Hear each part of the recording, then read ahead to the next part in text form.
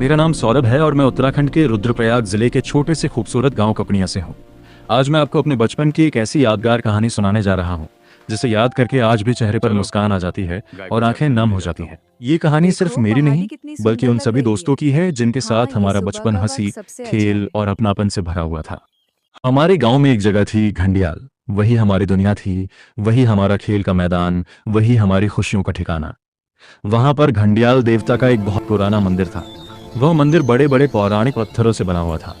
मंदिर भले ही छोटा था लेकिन उसकी महिमा और सुंदरता बहुत बड़ी थी। मंदिर के ठीक बगल में एक विशाल बांज का पेड़ था, लगभग 100 साल पुराना।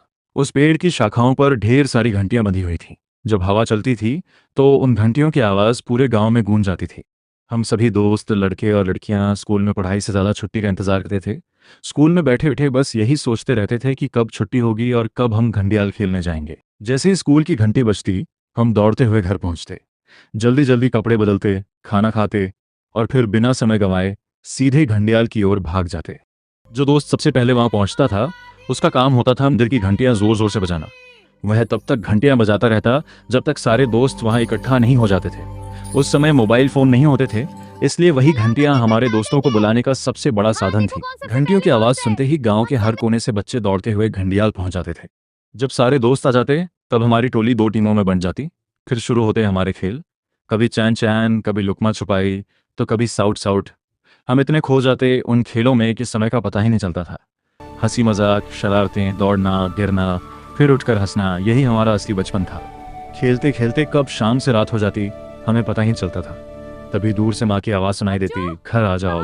कुछ बच्चे तो डरकर तुरंत घर चले जाते थे पढ़ाई करने, लेकिन हम जैसे कुछ लोग तब तक वहीं खेलते रहते थे जब तक माँ खुद लेने ना आ जाए।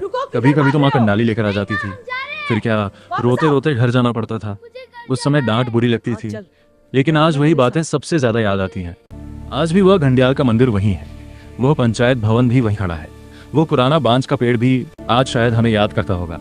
लेकिन अब वहाँ खेलने वाले दोस्त नहीं है। समय बदल गया है। हम सब अपने रोजगार और जिंदगी की जिम्मेदारियों के कारण गाँव से दूर चले हैं। आज के बच्चों के हाथों में मोबाइल फोन है। वे दिन रात पबजी, फ्री फायर, दूसरी चीजों में खोए रहते हैं। लेकिन हमारे समय की खुशी कुछ और ही थी। हमारे पास महंगे खिलौने नहीं थे, मोबाइल नहीं थे, लेकिन फिर भी हम सबसे ज्यादा खुश थे।